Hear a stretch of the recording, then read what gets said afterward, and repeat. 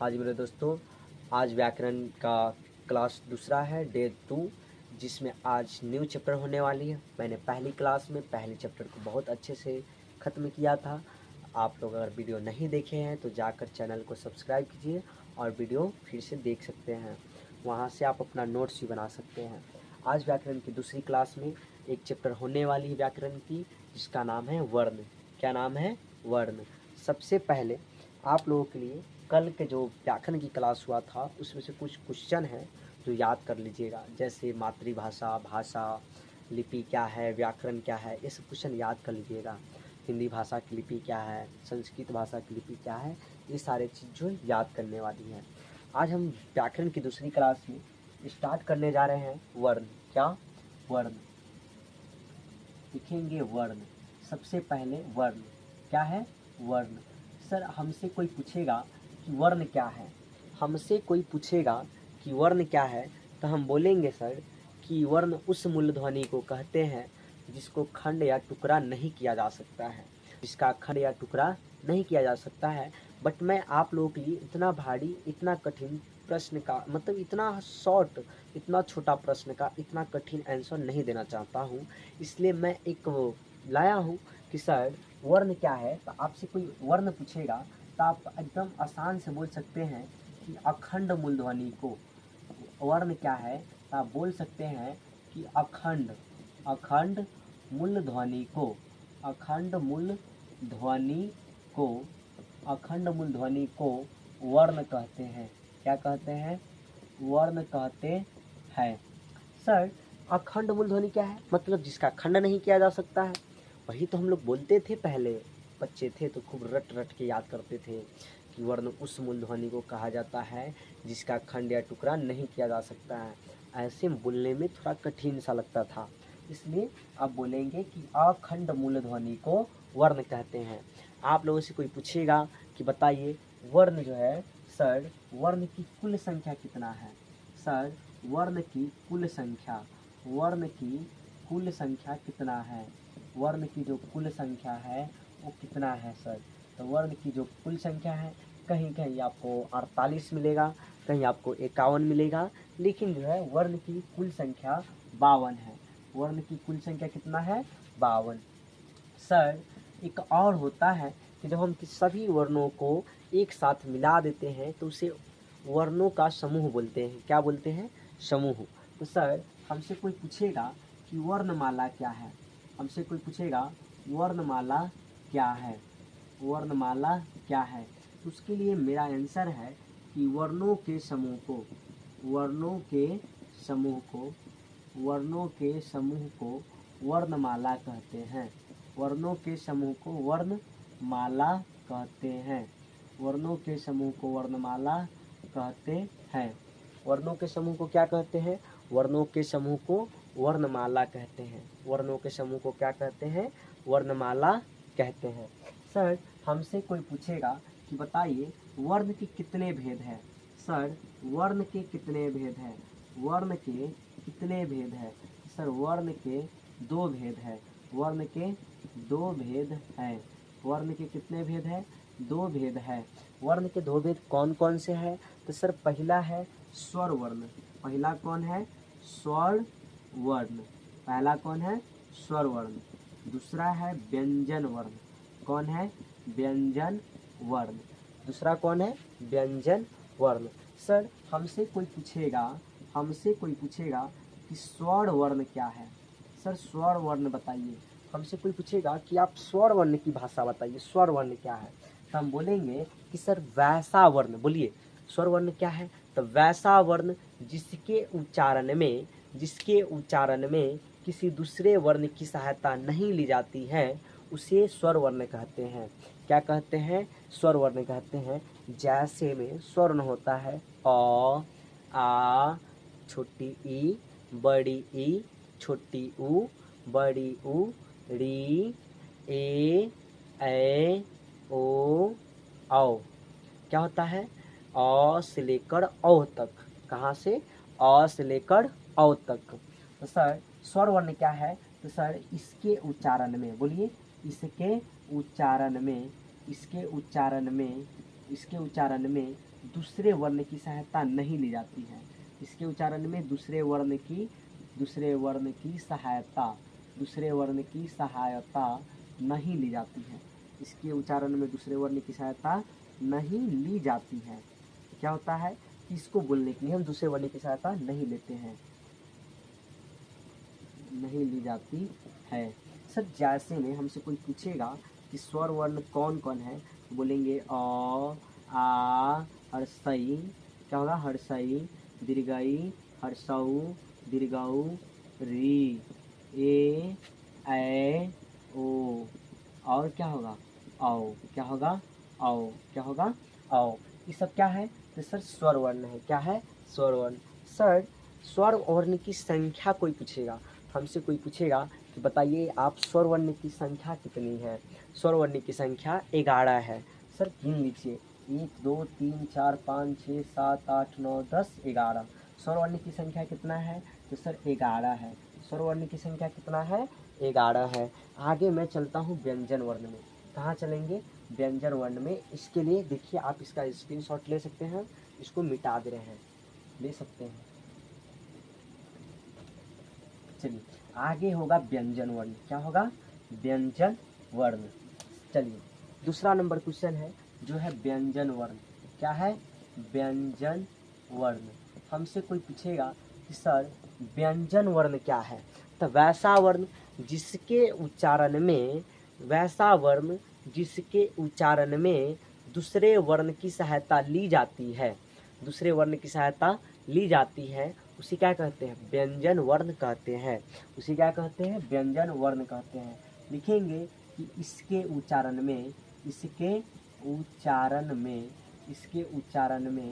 दूसरे वर्ण की सहायता ली जाती है।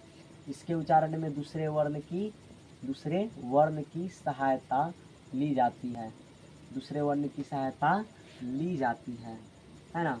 इसको बोलने के लिए दूसरे वर्ण की जरूरत पड़ती है। तो सर व्यंजन वर्ण क्या है, तो इसके उच्चारण में दूसरे वर्ण की सहायता ली जाती है।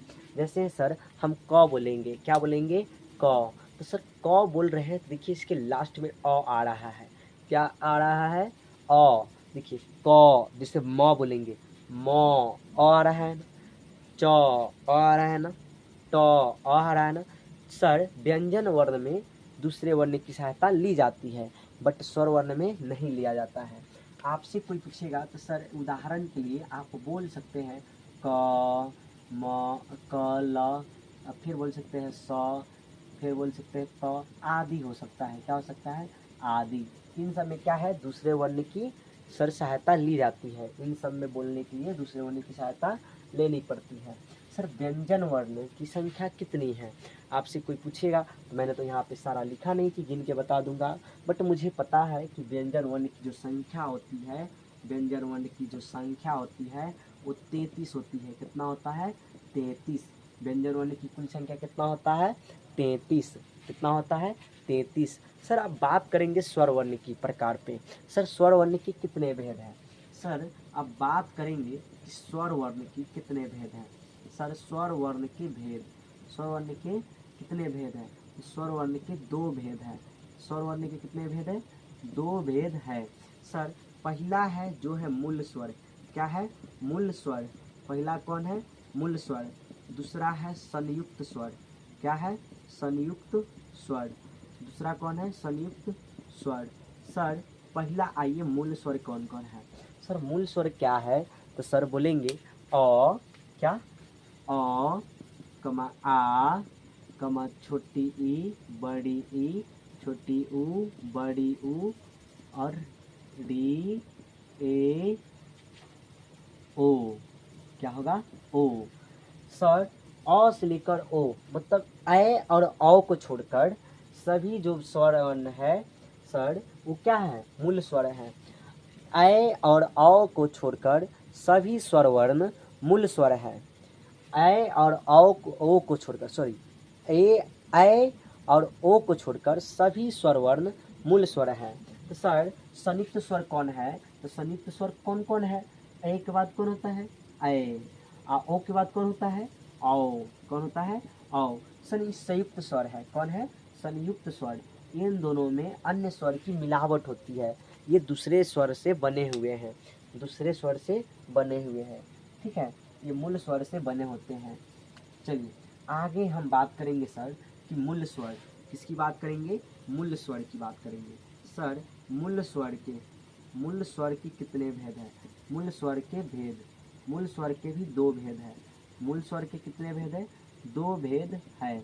सर मूल स्वर के दो भेद कौन कौन है, तो मूल स्वर के दो भेद हैं, पहला है ह्रस्व स्वर, क्या है, ह्रस्व स्वर, पहला है ह्रस्व स्वर।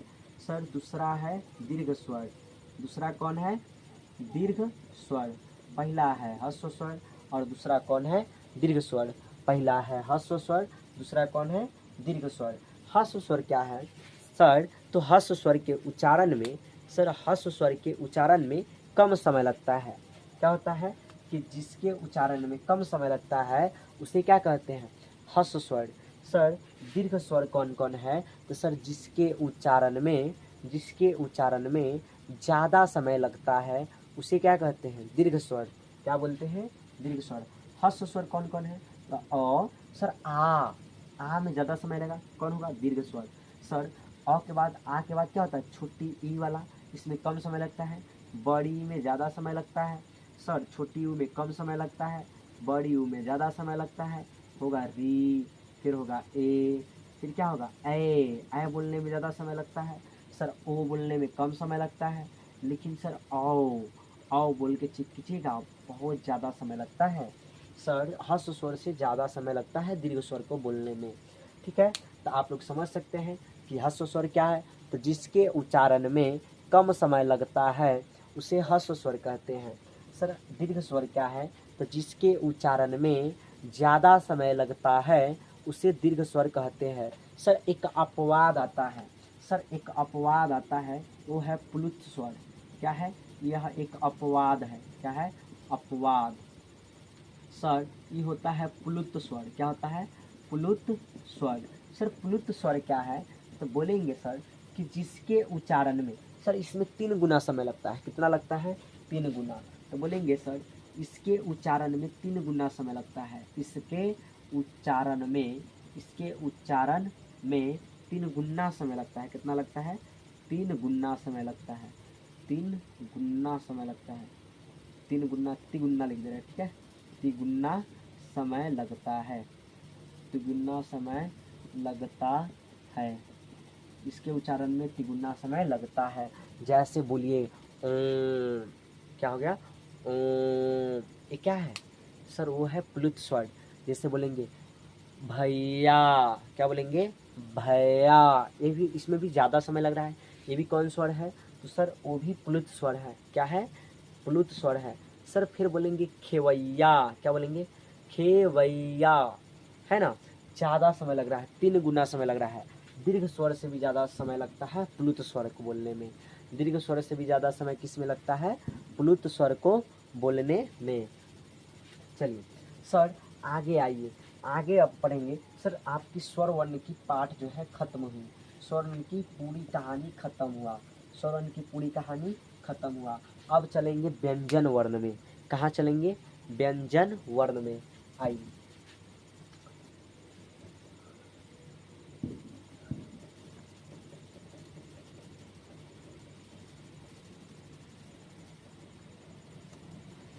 आइए अब पढ़ेंगे सर व्यंजन वर्ण के प्रकार, व्यंजन वर्ण के भेद। सर व्यंजन वर्ण के भेद बताइए, व्यंजन वर्ण के कितने भेद हैं, तो व्यंजन वर्ण के 3 भेद हैं, व्यंजन वर्ण के 3 भेद हैं, व्यंजन वर्ण के कितने भेद हैं, 3 भेद हैं। सर व्यंजन वर्ण के 3 भेद कौन कौन है, पहला है स्पर्श व्यंजन, कौन है, पहला है स्पर्श व्यंजन, पहला है स्पर्श व्यंजन, दूसरा है उष्म व्यंजन, कौन है, दूसरा है उष्म व्यंजन, दूसरा कौन है, उष्म व्यंजन। सर तीसरा है अंतःस्थ व्यंजन, कौन है, अंतःस्थ व्यंजन, अंतःस्थ अंतःस्थ व्यंजन, अंतःस्थ व्यंजन, तीसरा कौन है, अंतःस्थ व्यंजन। चलिए देखो इसी में आता है संयुक्त व्यंजन, क्या होता है, संयुक्त व्यंजन। आइए सर ये पहले इन तीनों को देख लेते हैं। सर स्पर्श व्यंजन क्या है, तो आप क ख पढ़े हैं, तो सर क ख जिसमें रहता है, जैसे मान लो हम एक कोठा बना के लिखते हैं क ख ग घ अंग, तो सर ये एक क्लास की तरह, वर्ग की तरह है। तो सर ये किसका क्लास है?